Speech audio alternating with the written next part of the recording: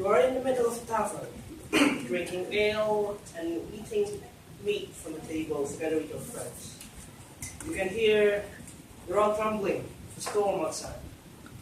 Then you hear stop, another stop, another stop, and a big crash. Boom! As you see this giant man looming over you, about 7 feet. He wields a giant tree trunk for an axe. He says, "I'm looking for the one named Glutton. Come out!" It is one of the many from a part of the scene, which is called roleplay. For those who doesn't know what roleplaying is, I doubt that any of you doesn't know what roleplaying is, but for those who doesn't, roleplaying is an act where you play as another role. This can go from fantasy to romance, slice of life, to something sci-fi. It's basically part of our daily life. Today I'm going to talk a bit about one of my current favorite hobbies, which is tabletop role-playing games. First, let me introduce what is tabletop role-playing games. Who here have played an RPG or role-playing game? Who here haven't played an RPG or role-playing game? Okay. Basically, a role-playing game is you play in the feet of the character. Usually, the character has some sort of motive. Usually, is to save the world or to save the princess, something around that part.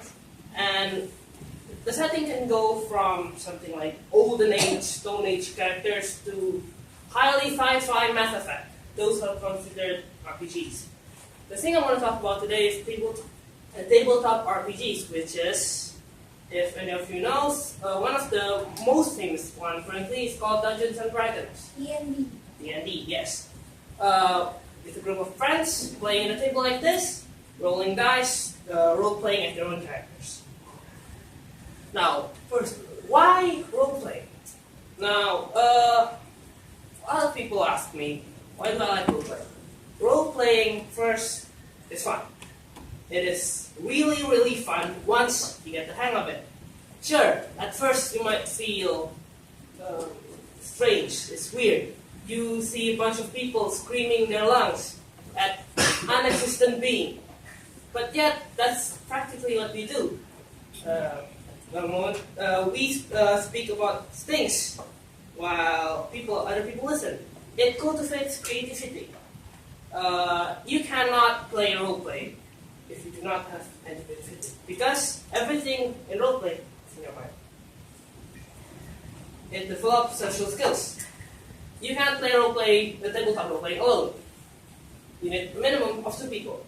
One a dungeon master, which is the one who controls everything, and one is a player, usually you. But 2 people is really usually the minimum, but it's not suggested for new players. We usually play with around 4 to 8 people. That means you need to develop your speaking skills, or at least you need to be able to talk clearly so people can understand you. And it also encourages teamwork, because in a tabletop role-playing game, there is no clear win or lose.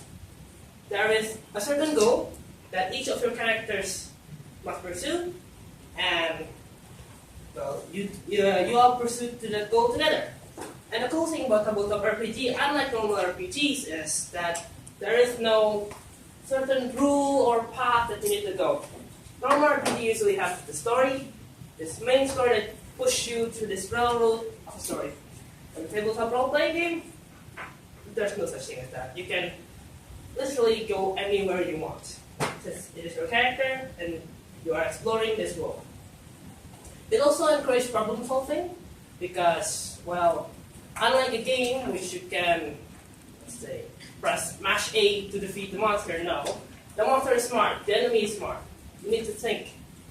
You need to, if you just follow, for example, I attack, it doesn't really work sometimes. Sometimes the enemy is smart, he will cover you in mud, or he will douse you in oil and burn you in the arena. Who knows? And it also teach a lot about speaking, because we can't play role playing without speaking. And how?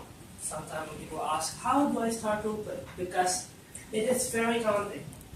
At first, when I first started learning about role playing, it was very daunting. It's hard to find a group of D&D players in Indonesia. It is really hard, and all the one that I've found is either in the other side of the city or in Bandung. So either I go there, usually at night, they usually only play at 7 till 9, or I need to go out and actually play online with people. Since I'm here, if any of you are interested, then contact me to play. But basically, the one thing that I really want to say is, you need to be comfortable. It's okay if you don't like doing weird voices like, I am that. It's fine. You can just talk in your normal voice, but think in your character's mind. Think, that way you can think in the third person view of the world. You can think of what your character feels, what your character thinks. And yeah. Now, good conclusion about this story. Basically, role-playing is a good way to learn, since not only you will learn about problem solving, cultivating creativity, and then teamwork, you will also learn other things that you might not think you will learn. For example, math, because there are some math that need to be done in terms of role-playing, and a bunch of other skills that you will need to do when you start role-playing. And if you ever want to start role-playing, if you ever need help starting role-playing, please help me.